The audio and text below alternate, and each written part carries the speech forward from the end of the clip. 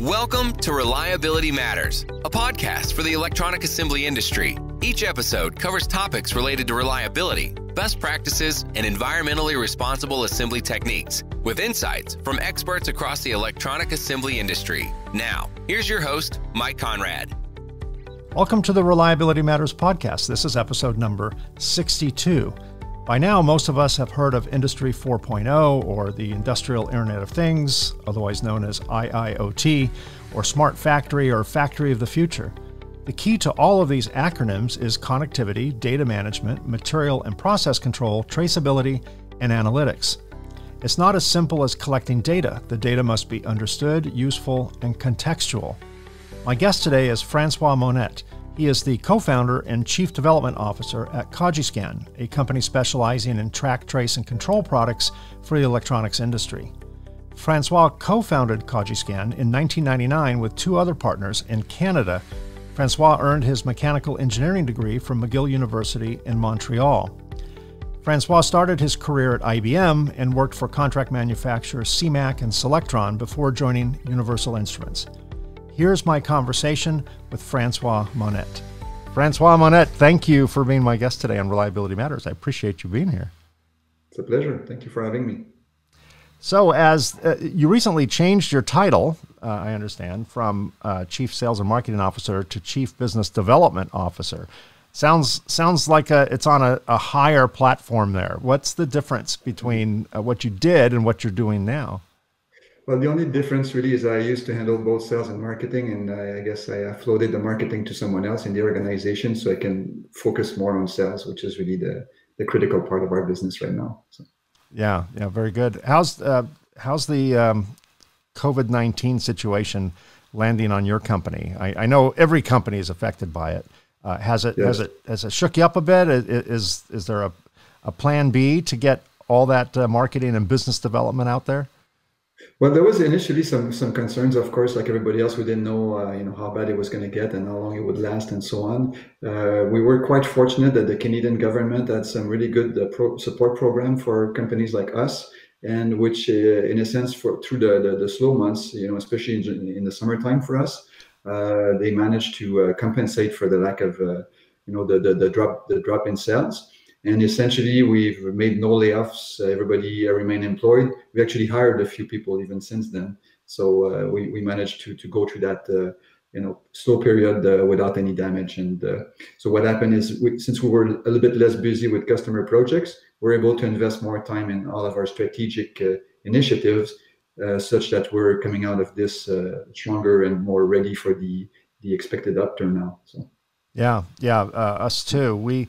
We saw, I think in the beginning of March, my company's in California, so we were kind of the first state to lead the charge of shutting down, right? A few days later, pretty much everyone else did.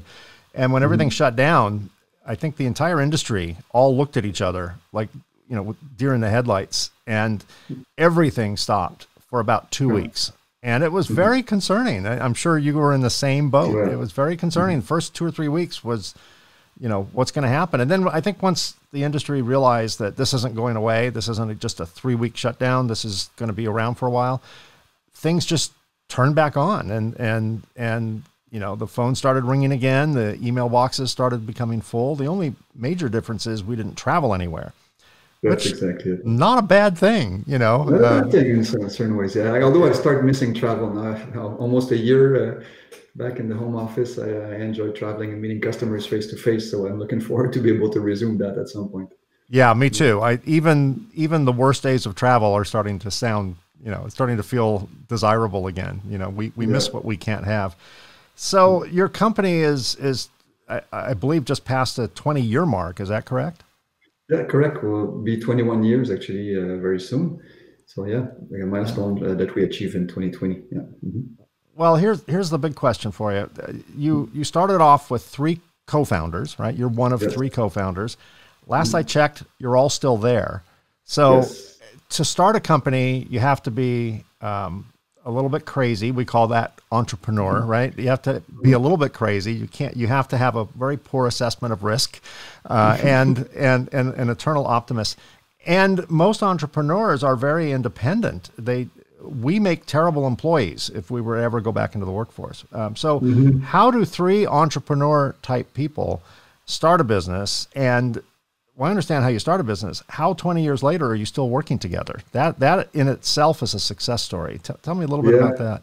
It is a very good question, Mike. And actually, when we started, a lot of people were skeptical about the concept, the three founders, managing the company. And essentially, there was a really flat organization. We were just three founders side by side, although with different areas of responsibility, right?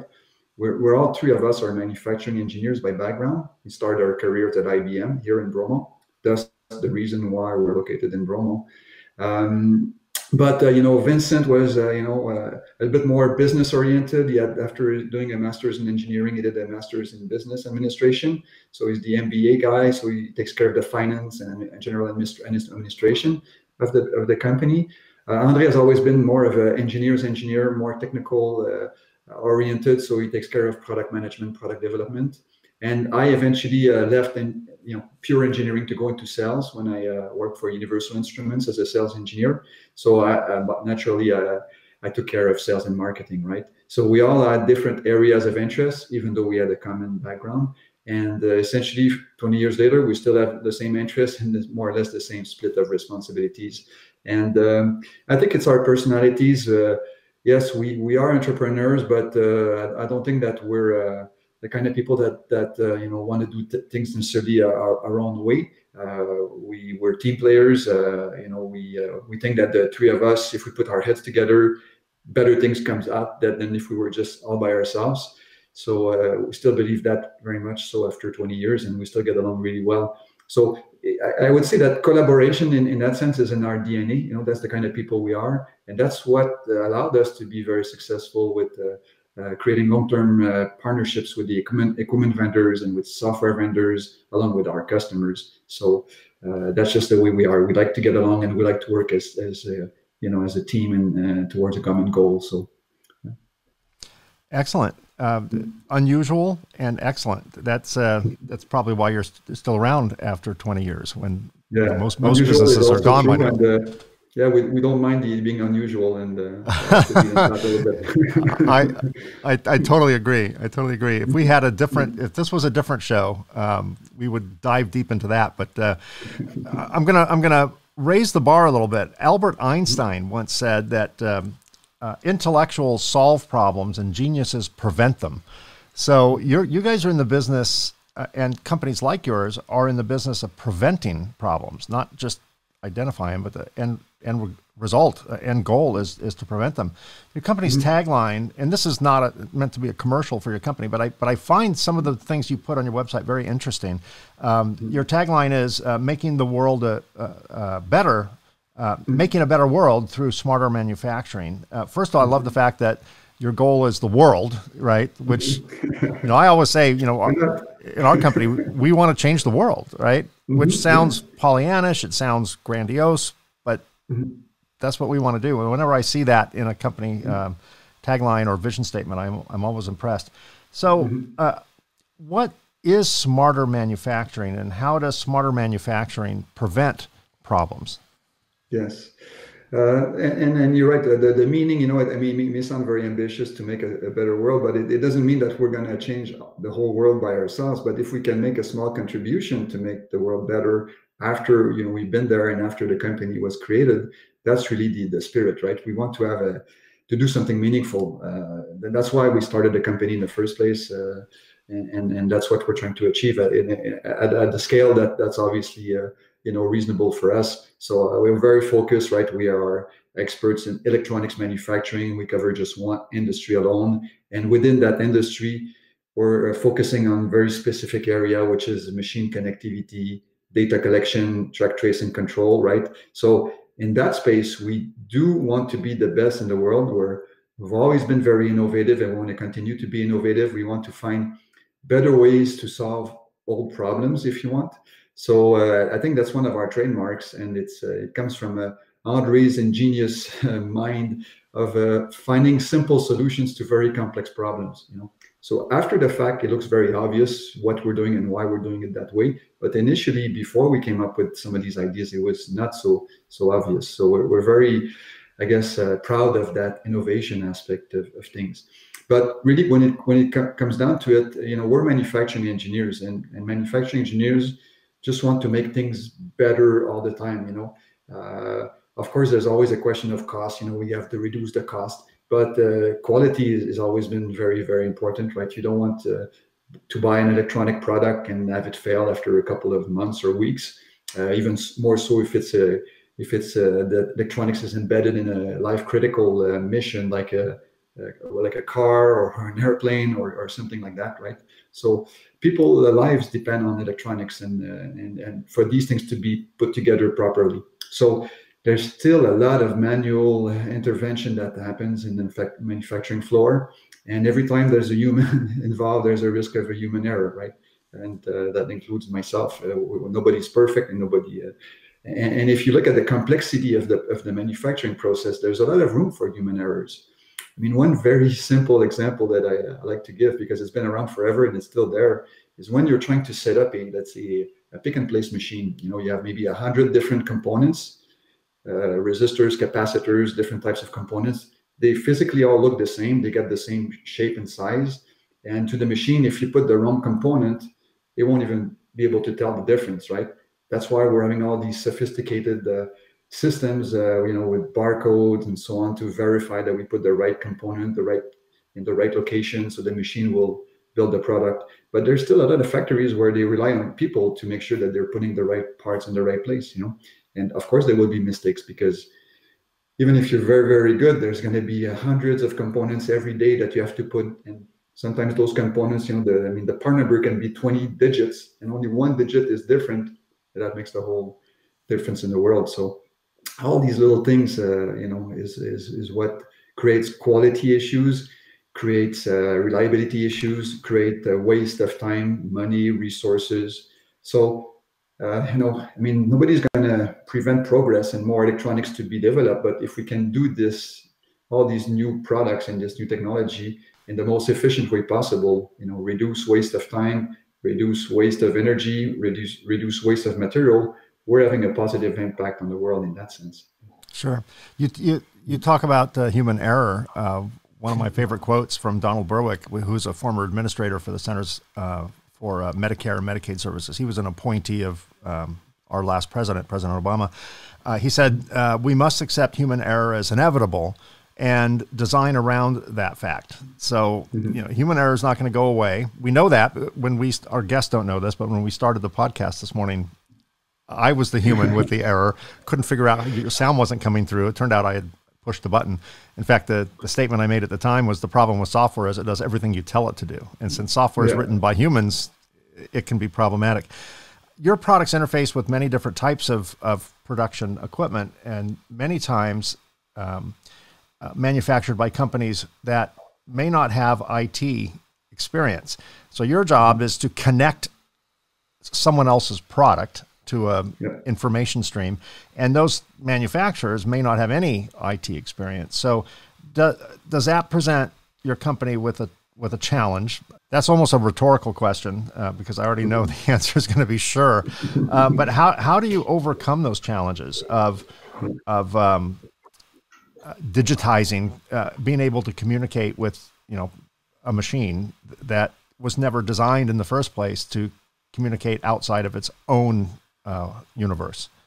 Yeah, I would say it's a challenge, but also an opportunity for us because, as you may be aware, about 50% of our business is selling our technology directly to the end users, the manufacturers themselves. But another half of our business is selling to the equipment vendors that embed our technology in their overall portfolio. And as you mentioned, these companies are primarily, their core business is making machines, very smart machines, very good machines. But the IT side of it, the connectivity to the outside world is where typically the limits of their expertise lies around that. And that's where we come in, right? So we have this expertise of connecting different data sources together, different types of machines, which have, the data source could be just a simple text file in the simplest case, or it could be a database that we have to query. It could be sophisticated protocols in some cases. There's really a wide range of sophistication depending on the machine vendor, I would say. There's some really smaller companies that have no clue, what this is all about. And we have some companies, the bigger ones that have very large teams of software developers that are in very sophisticated interfaces. So there's a wide range, and we have to work with all of them. And of course, we're trying to help them. And in many cases, we become their provider of communication interface for the outside world, so they don't have to worry about trying to understand what needs to be done and how to develop it themselves. We do that for them. So this overall topic of trying to tie different pieces of hardware and software together is the challenge that we're essentially tackling here. That was our initial dream when we started 20 years ago as manufacturing engineers. Again, we're not software developers by background. Where we just saw that, hey, there's all these fancy machines and they all have their own little software functions, and they don't talk to each other, right? So the data is lost. As soon as you take a board from this machine to the next machine, everything is lost, and you have to re-enter the data and reprocess it and get a little bit of data out of that, but in a different format. What a nightmare, And essentially that's the challenge we've been pursuing since then. And it's a journey. I mean, it's much better today than it was 20 years ago. It will be much better 20 years from now. And it will keep going. That is a very early segue to some questions that I'm going to ask you. But I'm going to wait until near the end to ask you those questions. But I am going to get into what were you guys thinking 20 years ago? What crystal ball were you looking into? Because you certainly saw something that the rest of the world didn't see. But before we get there, let's talk about the things that your company does. Yes. There are several steps in the process of implementing a smart factory, Industry 4.0, IIoT, whatever people want to call it. They include, connectivity, which is obviously the most important part, data management, material and process control, traceability, analytics. Let's break those down one at a time. Let's start with connectivity. Walk me through the steps, beginning with connectivity. Do you approach equipment manufacturers? Do they reach out to you, or do their customer reach out? Who's the one that starts this conversation about, I think my machine needs to be connected to the world? Yeah, no, that's a very good question. And just for as a fun fact, even a few years ago, we were not actually talking much about the connectivity part itself. We just took that as a prerequisite, for the end functionality that we were selling to the customers. Let's say a customer says, okay, I need to implement a traceability system for my customer. Cogiscan, can you please go in and do that? And as part of the putting together a traceability system, we had to connect to the machine. So we did that, and then we provided the end result. Now, what we realized as people were going through the Industry 4.0 and that these types of topics became more and more important, we realized that everybody was struggling with that machine connectivity piece, and that we will actually develop a very good expertise in doing that. And that's when we decided, wow, okay, this is a business by itself. Either we can be very good at connectivity, but keep all the data to ourselves, or we can try to make that a big part of our business, is to be the connectivity provider and the data provider, in a sense, for any machine, software, or system that needs that data, and really become the leader in that space. And that's been a transition over the past few years to really focus on that. So we've been putting more effort. We changed our pricing structure to be able to sell the connectivity as a standalone product, right? So we had to re-engineer a little bit the product. We changed the way we commercialize that, and so on. And now that's become our main activity, is to sell connectivity, again, to the machine vendors, to the software companies, to the end users. But that by itself has become a very important product line for us, and a very core element of our strategy. And it is a starting point for any digital transformation effort.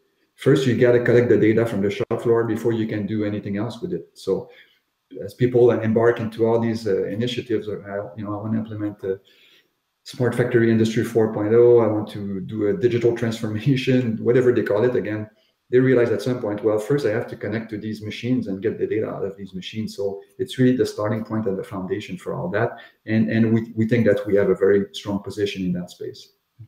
Yeah, excellent. Let's get into data management.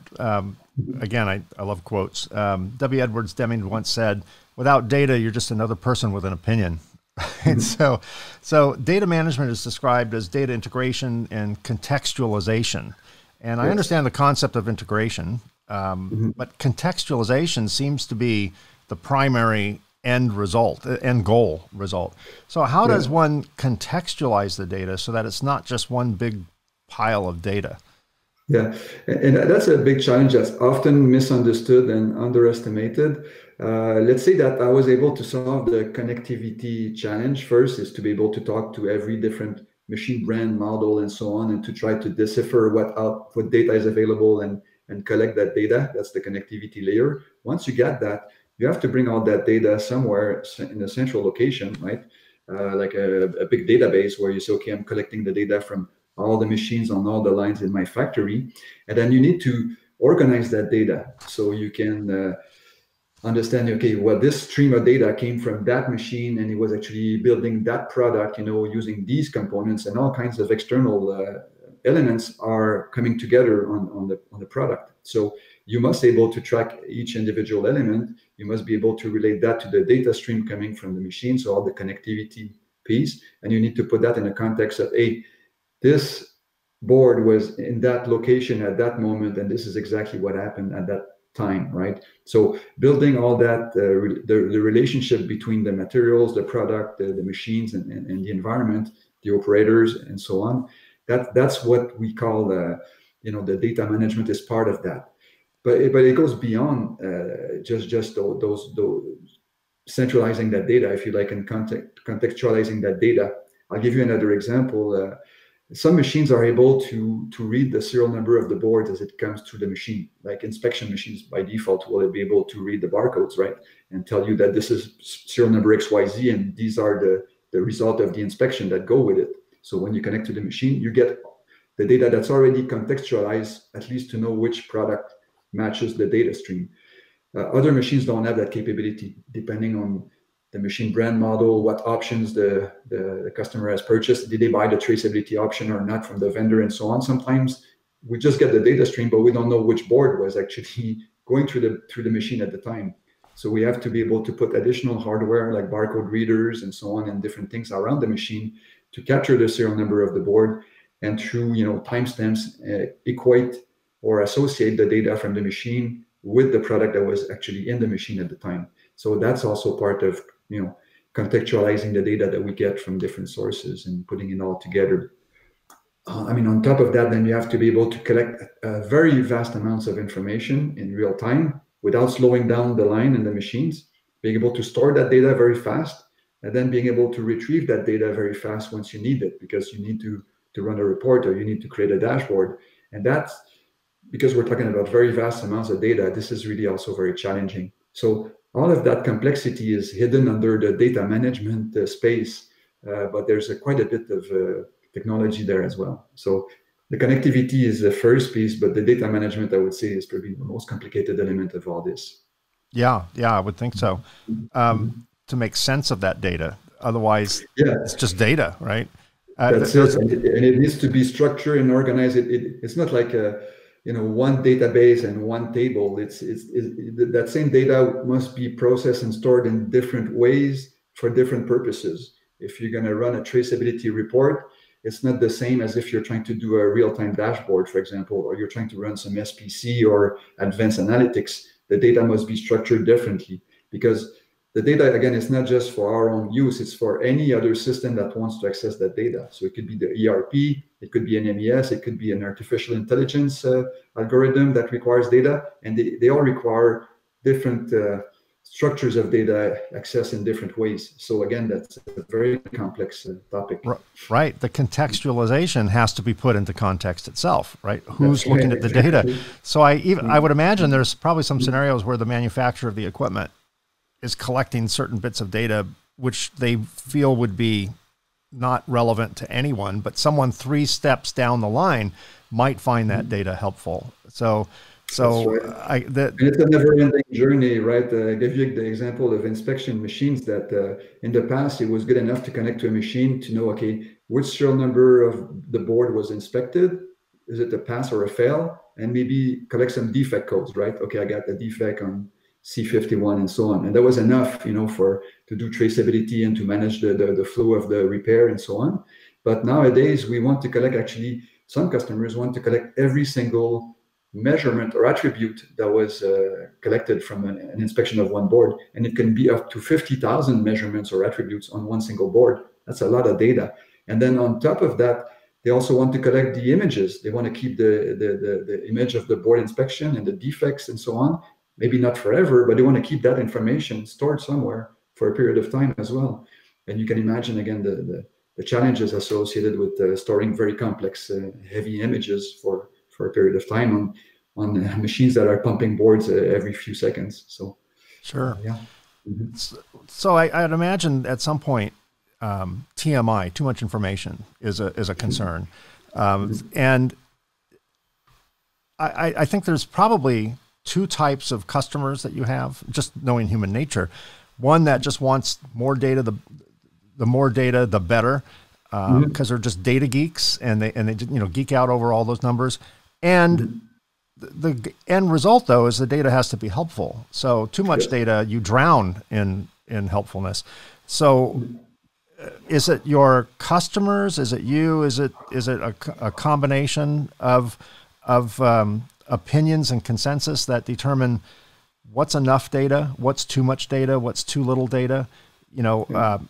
Some people want a dashboard, green, red, right? Just green, red. Yeah. Tell me go, no go. Tell me to worry, tell me not to worry.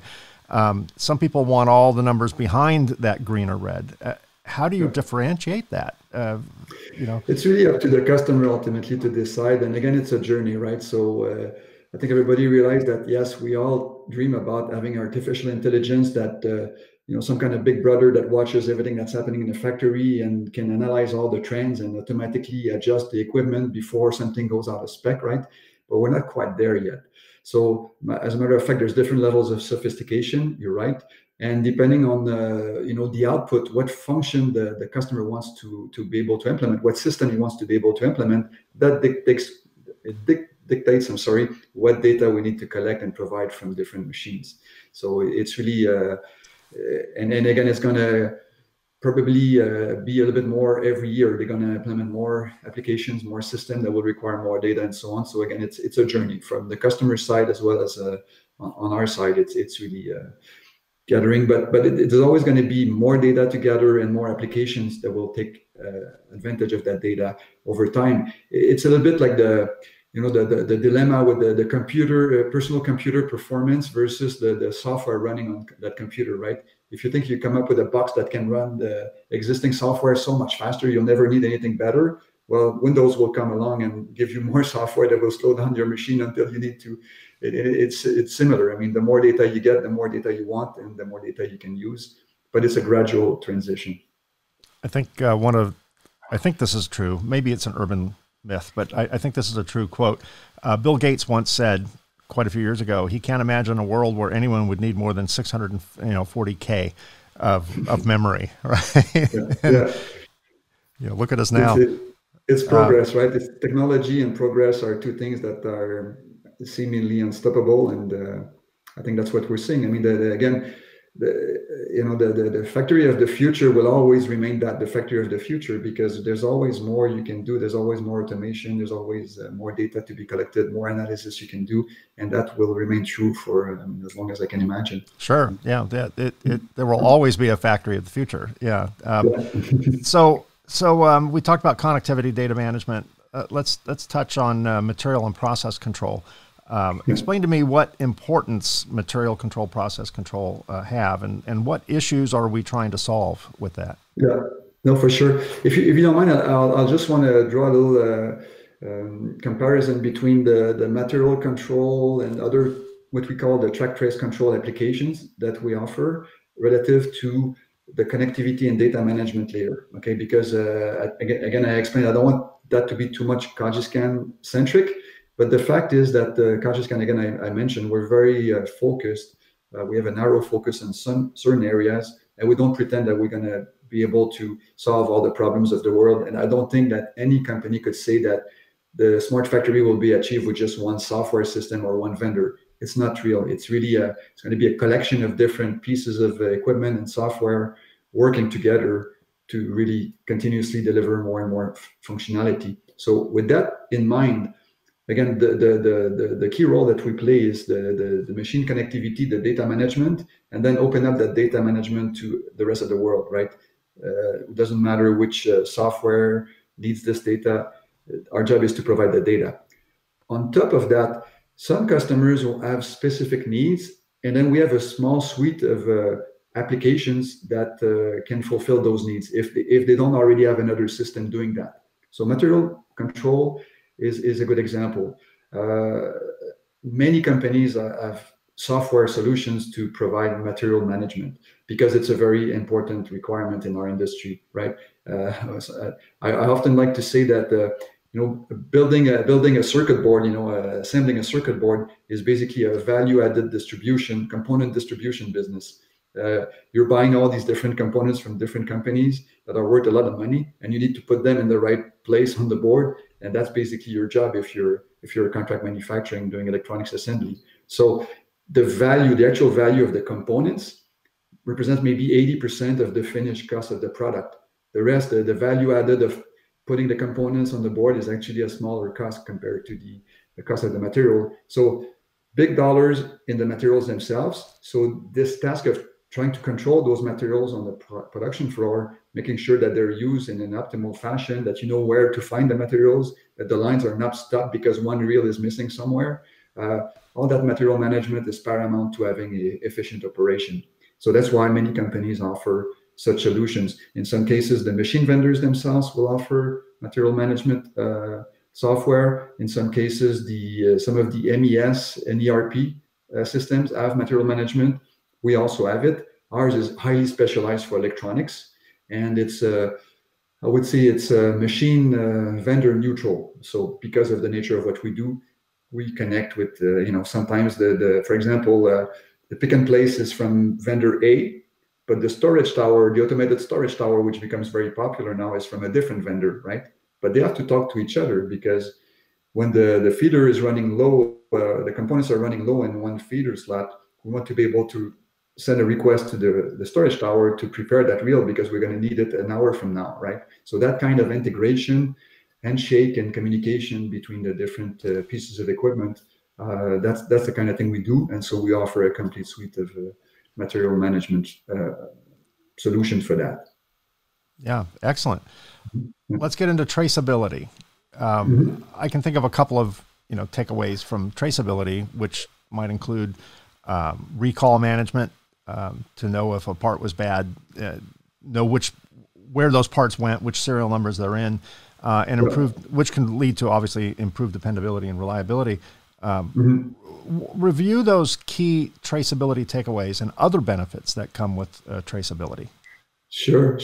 Yeah, in the past, the traceability was really viewed as like an insurance policy for the large OEMs, that are selling complex, expensive products, and sometimes there's going to be some recalls to be made. So if you have a good traceability in place, you'll be able to identify the root cause of the defect and really narrow down the range of the products that you have to recall, right? So which will have obviously the cost savings and also the brand image impact of having to recall fewer cars or whatever the case may be. I mean, imagine doing a recall on pacemakers, for example, right? So in some cases, it's so for that reason, industries like automotive, aerospace, medical have always had strict requirements for traceability, but it was just that. It was an insurance policy to try to minimize the costs and implications of defective products in the field. And then it started to spread to more of the consumer products, like the smartphones. And it's not because these products are life critical, but it's because you sell so many of them that if indeed there is a defect and you need to recall, there's a huge difference between recalling 1 million unit or recalling 10,000 units. So it's a cost issue again associated with that. So that was the initial driver for traceability. I would say now that we're thinking more globally about smart factories and Industry 4.0, I think people realize that traceability is actually only a natural byproduct of a good tracking and control system, right? So if you're trying to make sure through automation and software that the product is being built the right way in the first place and that you limit human errors, well, if you just register all these events that are need to be controlled by software through barcode scanning and things like that, and the data you collect from the machines. If you just store that in a historical database, then you end up building a very complete traceability history database without additional cost, if you want. It's just, again, a byproduct of a good software system in place. And then once you have that data, you can analyze that data to see, okay, well, I'm seeing some trends, there's so many defects always happening, and where those defects come from, and then you can troubleshoot, identify root cause, and improve your own efficiency internally. So it's not just for your customer anymore, it's for your own cost savings and quality improvement and so on that you want to gather and analyze that traceability data. So. Yeah, very good. Analytics. We're making our way down the list here. Analytics. The dictionary describes analytics as a systematic computational analysis of data or statistics, which brings me to another quote. Mark Twain popularized. He didn't write this, but he popularized the following: there are three kinds of lies: lies, damn lies, and statistics. So we always have to be careful with statistics. How do analytics and statistics play? How do they work to improve reliability and efficiencies on the factory floor? Yes. Well, analytics is a way to look at a very large amount of data and try to make sense out of it, right? As you indicated, if you collect all this data from every machine, no human being can actually go through that and figure out what's going on. So if you start doing basic statistics like averages and percentages and things like that, it's already a good first filter to figure out what's going on. And then you can start charting those key measurements, or KPIs graphically, so you can see if there's a trend or if it goes out of limits or things like that. So very quickly you can just calculate some basic numbers and so very simple analytics, and that becomes very useful. So in our case, we have we kind of draw the line between the real-time analytics. So this is to display a dashboard right on the line for the operators to see how his line is running in real time based on different key parameters, and if there's anything that goes out of whack, then he gets right away a notification, and he's able to drill down to the root cause and again correct the problem before it gets out of hand. So that's the real-time part of it. And through technology today, the operator can see a big screen on top of his line, but the supervisor in his office can see the same charts, and maybe the plant manager who's playing golf is able to see that on his phone at the same time if he wants to. But it's really about visibility, monitoring your operation and making sure that everything is under control. The next layer is really more into being able to drill down in the historical data once again, where it's similar to traceability but a bit more advanced, because now you're not just pulling the raw data, but you're also trying to analyze that data to see where there seem to be some trends. With this product, we're not doing as well as the last time we ran that same product on that same line. So what's changed and where are the areas again for improvement?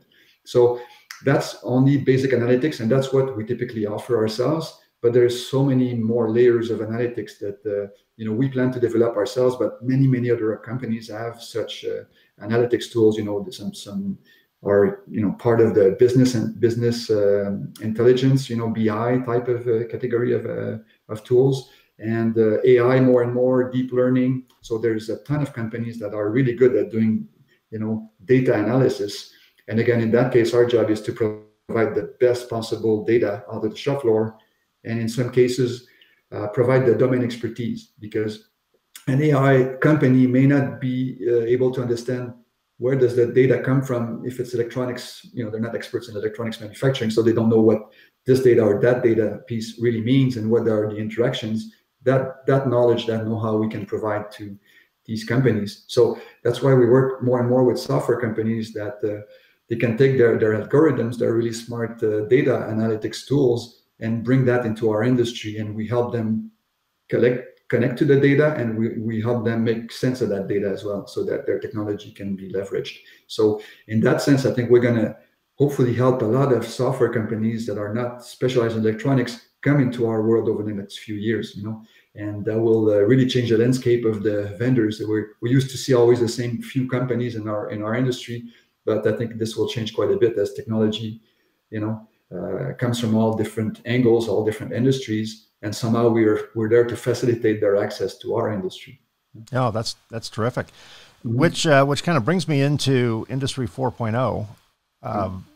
We've talked about Industry 4.0 for years, right? You and I both have heard Industry 4.0 being batted around for a long time. It spent a lot of years in the theoretical, and it does seem to now be in the practical. What's the status of Industry 4.0 or whatever other acronyms are being flown around for that same descriptor? Yeah, I mean, I like to think that Industry 4.0 is just that. It's a term, right, that was invented by someone at some point to describe, what should be the next goal, towards again a continuous journey of progress and technology, right?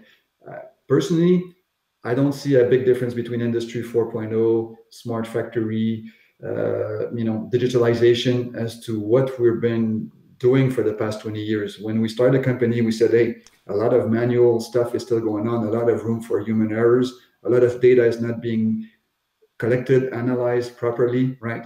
And then we just need to use the existing technology. It's funny because our industry creates the most advanced technology, but we're not using the technology sometimes to improve our own operations, right? So we said, hey, there's so much we can do. I mean, I remember 20 years ago, we were really into RFID, and we said, wow, we can bypass the barcode and go the next step where every day all the data will be collected in real time with nobody even knowing that the data collection is taking place, because RFID allows us to do that. I mean, 20 years later, we still work a lot with barcodes, and we also interface with smart machines and so on. Well, as the saying goes, the cobbler's children have no shoes. That's true. That's true. That seems to be applied. The point is for us, it's a journey of trying to gradually improve how we do things using technology, and it's just, again, technology being applied to solve problems in real life in the electronics manufacturing world in our case. And whether you call it smart factory, Industry 4.0, it's on that continuum for us, So it's all important and great if these programs or these terms allow people to better understand where we should go and why we should do that. That's great, but quite frankly, for us, it's just the same thing that we've been doing for 20 years, and we plan to continue doing for the next 20 years. Yeah. Excellent. It seems like the problem with the name 4.0 is you think by now we ought to be at least 4.1, or 4.2, or 5 even. Anyway, we seem to be stuck on that number. But that's also the basic flaw of these programs is it sounds like you have a starting point and you have an end point, right? Where eventually you're going to achieve this and then you'll be done. But I don't see it that way. I think it's a journey that will never be finished. So I agree. But again, whatever works, it's okay with me. It's progress. Yeah, it's constantly moving. Sometimes slow, sometimes fast. So when I was a kid, I used to watch a show, called The Jetsons, which was the family of the future that lived in something floating in the air, and they went to work in sky cars, that can fly through the sky, and they had robots cleaning their house. And I used to read Modern Mechanics and Popular Science when I was a kid. And, I remember by the year 2000, this is what, society would look like. And again, we had flying cars and houses floating in the air. So there's always been a myth of what the future will bring. And then the reality of what the future will be. And I keep that in mind when I read more and more now about so-called lights out factories, right? So, factories with no real need for human intervention, that just stomping out products, with no lights. How is that a Jetsons, thing that will never actually happen? And does your company, is that a goal within your company? Do you have clients requesting something closer to a lights out factory? And in our industry, is that even a practical goal? Yeah, I mean, I'm not an expert on other industries. I think some industries are probably easier to fully automate than others. Ours is a bit challenging for different reasons, not necessarily on the software side, more on the mechanical side of things. I'm thinking about a very simple example of loading a reel into a feeder, right? depending on the machine brand, the feeder's design is different, but the reels are all pretty much similar. But you always need somebody who's going to peel the cover tape, insert the reel, slide the tape through the right, and then eventually index that and make it ready for the machine. That part, to automate that part, to me sounds very complicated. It doesn't mean that it will not happen, or maybe some companies are already working on trying to find a way to completely automate that manual process, but so far it hasn't been achieved, let's say. However, we've seen other parts where there was great progress. I mentioned earlier about the automated storage, right? I didn't see that coming a few years ago, and now it's very prevalent. I mean, if you think about, being able to put a bunch of reels, you put that into a bin, and then somehow they all get stored automatically, and then when you need them, they're going to be dispensed automatically. That's pretty impressive, right? And that's a higher level of automation than what I even expected to happen in my lifetime to some extent. And now they're taking that one step further with the small AGVs that can take a pile of reels from the automated storage system and take that directly up to the line, right? But there's still going to be a human to pick up those reels and again load them on the feeders manually. So that's just one example, but I think today it's not really practical to achieve lights out factory. It has to be also economically viable to do it, right? So maybe if we put enough money, like we can go to the moon, so we can put enough money, we can have lights out factory, but is it going to be financially viable to do it that way? If it's cheaper to hire people to do it, that's what the industry will do, because cost is always very important. So I think there's going to be continuing progress. Again, whether it's going to be a real lights out factory at some point, I don't know. And I don't know when, right? So I'm not going to try to guess that. But what customers are typically asking us today, and what they're trying to do, is certainly to reduce the number of human beings needed, number of operators needed to run one line, or maybe they want to have eventually one operator for two lines, and try to minimize what things need to be done by a human, and everything else should be automated. So I give the example of the automated storage, transporting the material. If you do that automatically, you eliminate human beings, operators, and then and that's financially viable right now. So sure, that's my perspective on the lights out factory. I don't know if it's going to happen or not, but the idea is, again, it's on that continuum of trying to add more automation as long as it makes business sense. Yeah. Sure, I think selective lights out, but obviously in our industry, we're putting. I think there's a need for a little bit of light in our industry. Yeah, so far, yes. A little bit. Yeah. Yogi Berra once said, and if you're familiar with his quotes, he's always very understated. You can observe a lot by watching. 20 years ago, when you and your two partners founded your company, what were the observations that led you to form that company? No one was asking for Industry 4.0 back then, right? At least not by that name. So what did you see that maybe others didn't see? That you created a product. Did you create a product without a need, or was there a need that you created a product for at that time? It's a great question. It's a great question. It's a funny story as well. Actually, what we did is first we decided we wanted to start a company, okay, without any idea for the product. Almost that. No, it's not true. But one of the founders, Vincent, after doing his MBA, he was still working for IBM at the time, but he had this, ambition of starting a company. And he said, okay, it should be in our industry. This is what I know. This is and he came up with one idea for a product based on his experience, and then he started working towards that, putting together a business plan to start a company based on that one idea. And then he approached Andre, because Andre and Vincent and I used to work together at IBM, but also later on we moved on to different jobs. And at one point, I was working for Universal Instruments in sales. Andre was working for Universal Instruments, but in the technical role back in Binghamton. And Vincent was still at IBM, but he was in charge of the group buying the machines from Universal, right? So that's how the three of us got to know each other a bit more. And I think Vincent had a really good confidence in Andre's technical expertise, and so he went to him and said, "Hey, I want to start a company, and here's the product idea that I have, and I'd like to know what you think about that."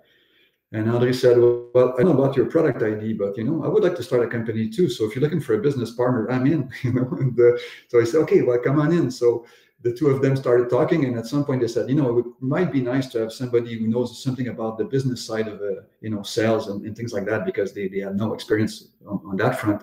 So they reached out to me, and I said, yeah, I've always wanted to start a business as well, so I want to join you guys. So we started to look into the original idea that Vincent had, and for different reasons, decided that was not exactly the right fit for us. It required too much investment, too much time, you know, to come up with the first product.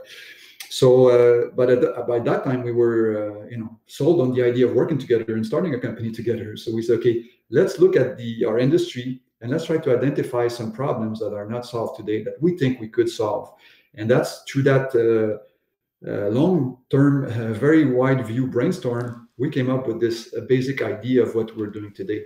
And just by observation, you're right, we had the chance of having a background where we used to be in the business making semiconductor packaging. So we were making components at IBM. And then I worked for a company that was doing you know, contract manufacturing for building boards. So I saw the other side of the industry, the people that are taking the components and putting them on boards.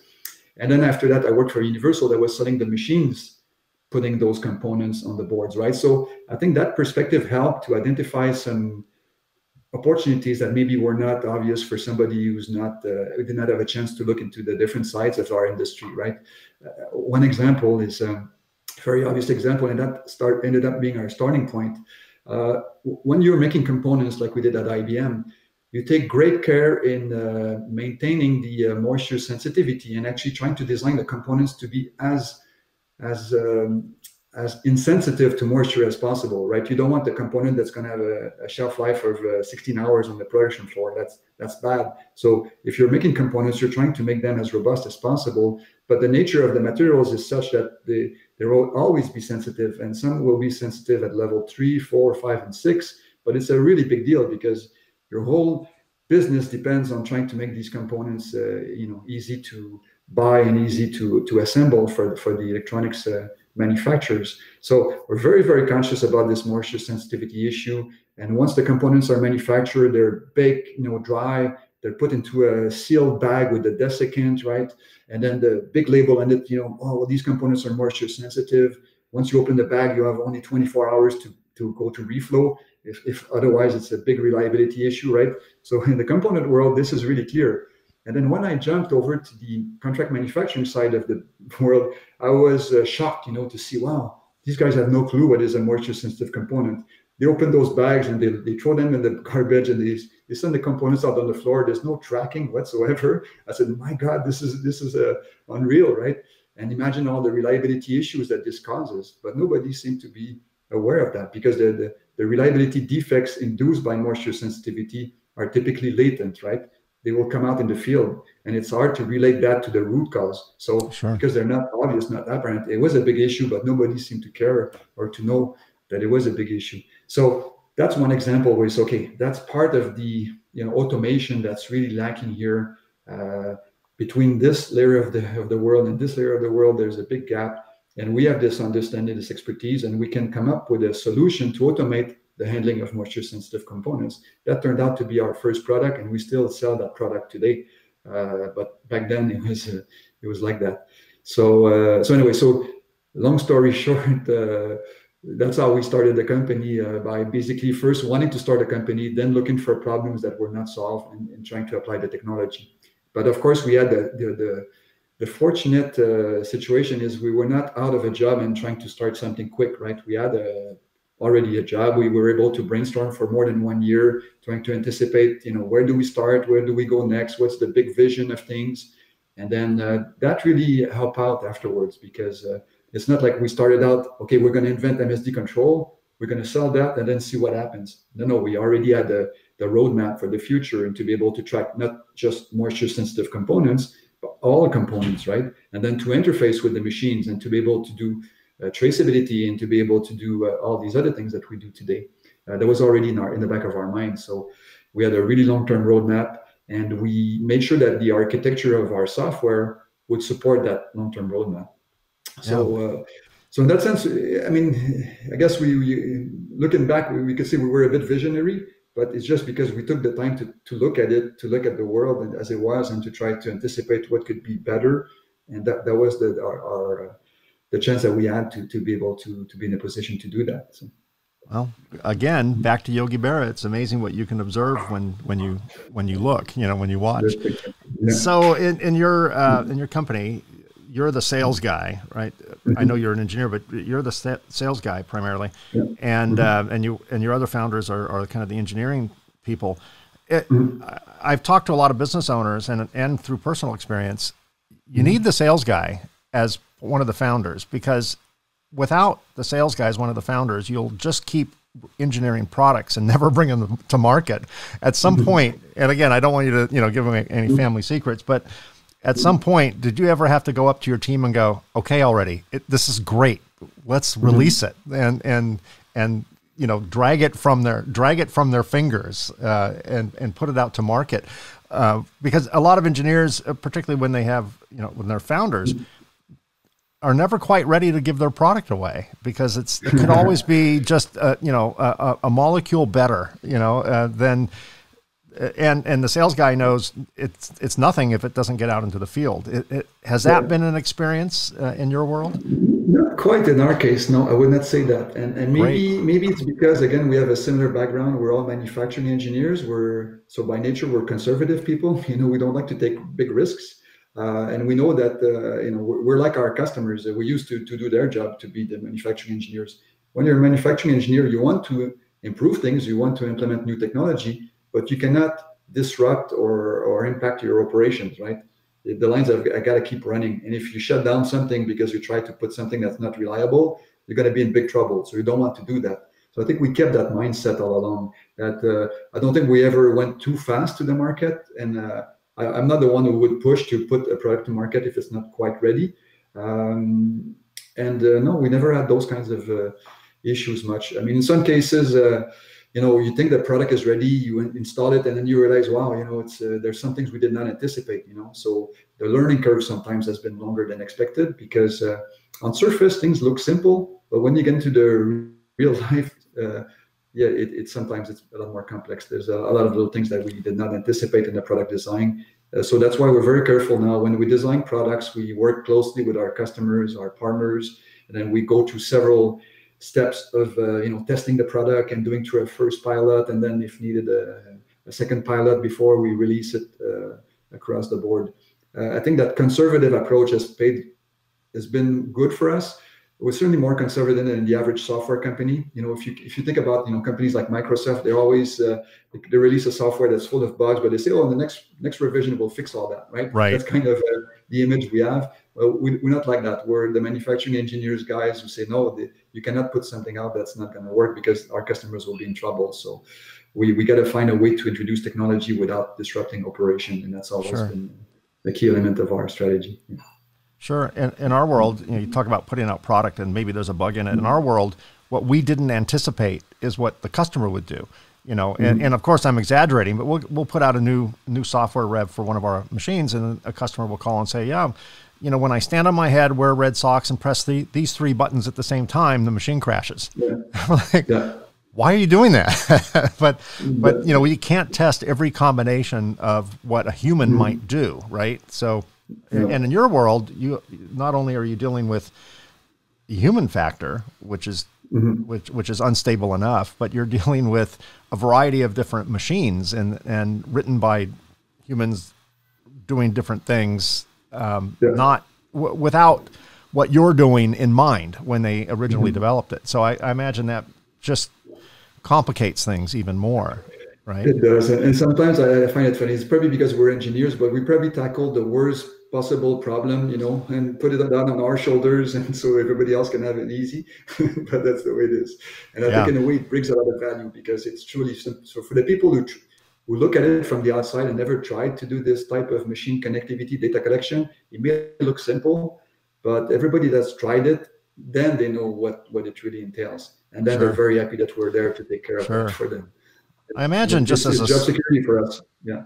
Yeah. Oh, yeah. Job security forever. I would imagine you unwittingly end up cleaning up a lot of other companies' code, because, the way it may be written may not be conducive to you getting that data stream. So you probably have to clean up a little bit of code here and there in order That's for a your good product point. to work, right? Yes.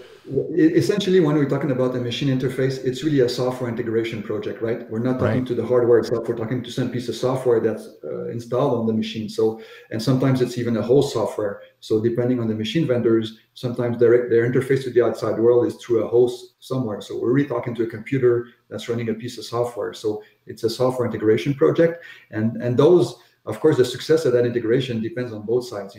There's only so much we can do. If there's real flaws in that interface, we can work around it somehow, but there's a limit at some point. You're right. The key to our success is that customers don't want to have two vendors pointing fingers at each other if something goes wrong, right? So if we say, we're going to sell you a connectivity platform, it's going to work with all your vendors. Well, if this vendor, for whatever reason, the connection is not working, we're not going to say, well, that vendor, I'm sorry, but their interface sucks, and nothing we can do about it. Right. That would not be very good. So we take the Yes. ownership. Yeah, we take the ownership of the interface, and we have to work with the machine vendor, and we have to find a way with them to make it better. And so in that sense, yes, I think we become an expert, for the machine vendors to improve their interfaces over time to make sure that this will work well. Yeah. Final question before we go our own ways.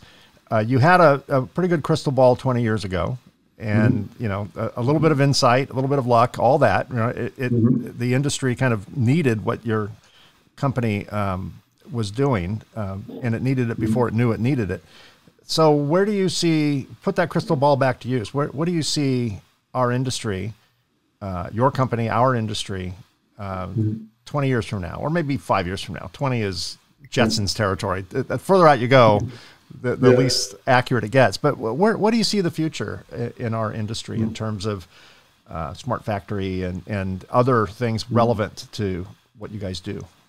Yeah, it's a tough question to answer. The one general statement I can make is that the rate of change in the world and in technology especially is accelerating constantly, right? So I think the changes we've seen in the last 20 years, there's going to be as much change in the next 5 years. That's just the way it is. It keeps going faster and faster. At some point, it's hard to keep up, right? But I think this will continue until something really big changes in our economy and the way we do things. So that becomes hard to say. Like if 20 years ago you'd ask me what's going to happen in 20 years, I would have said that's not easy to say. But there's some general trends and general direction. How fast it's going to go, I don't know. And actually, I would say that if I look back to what we dreamed 20 years ago, it took a lot longer than we expected. We would have hoped to be much farther ahead today than we are, just because of resistance to change. Again, the manufacturing industry is very conservative. You cannot bring new technology and hope for wide and fast acceptance as you would in the consumer market. It just doesn't work like that. The implications of, again, impacting your operations are just too great. So that's the nature of our industry. I don't think that the fundamentals of that will change so much. But there is increased pressure. I mean, everybody realizes the world is changing fast. The pandemic has accentuated that all the big contract manufacturers or the big OEMs, they know that they have to accelerate digital transformation, and they have programs in place. The CEOs have told their team, hey, we need to be further and faster than we initially expected. We see that from our customers. So the pressure now will be on the technology vendors like us to be able to keep up, to deliver the technology that already exists, but to more customers and to implement that on a broader scale faster. I see that. So every company that's in a bit like us, that's into Industry 4.0 technology, will face a challenge to keep up with the demand over the next couple of years. That's what we expect. So we're preparing ourselves for that. It's not just recovering from the downturn of the pandemic. It's that, no, we're going to go to the next level of digital transformation, I think, in our industry. And how far we're going to go and how fast, I don't know, but it's going to be an exciting ride, I think, the next couple of years. Yeah, I totally agree. I think we're in for a wild ride from pent-up demand, unfulfilled pent-up demand, and other factors. When I look at digital communication, Zoom, Zoom 12 months ago was a term used, about for cars or on cameras, right? To zoom in on something. Yeah. Now it has a whole new meaning. We've had the technology around for a long time, but now all of a sudden it's completely embraced. and it's now mainstream. And I think the same in your world, in connected factories, connected equipment. I think it went from, that's a great idea someday, to now people, because of the pandemic, because of lots of different issues, it's all kind of perfect stormed together, and it's becoming universally recognized as it's here and it's ready. So I do see that. François Monette, thank you so much for being my guest today on Reliability Matters. I appreciate your insight. I really am impressed with your company's visionary skills, and you and your two other partners, your visionary skills. You definitely saw something 20 years ago that was in need, and without people really noticing it. And you certainly exceed in the fortune-telling business, more so than popular science and all the other Jetsons and things like that. So you hit the mark. So thanks for being my guest. I really appreciate it, and I wish you health and safety and prosperity into this new year. Thank you very much, Mike. All the same to you. Thanks for having me again. Of course. Thank you. Well, that's another episode. Thanks for listening or watching the Reliability Matters podcast. Don't miss an episode. Subscribe to Reliability Matters on Apple Podcasts, Google Podcasts, Spotify, or virtually wherever you get your podcasts. A video version of this podcast is available on our Reliability Matters YouTube channel. Be sure and subscribe to that as well. A special thanks to Circuit Assembly Magazine's PCB Chat at pcbchat.com and Ascendo Reliability at reliability.fm for syndicating the show. Thanks for your questions and episode suggestions. Please keep them coming. Send comments to my email address, mike@mikeconrad.com. That's Conrad with a K. Once again, thanks for listening. Stay safe, stay healthy, stay happy, and keep doing it right. Thanks for listening to the Reliability Matters podcast. Join us on the second and fourth Tuesday of each month for new episodes of Reliability Matters.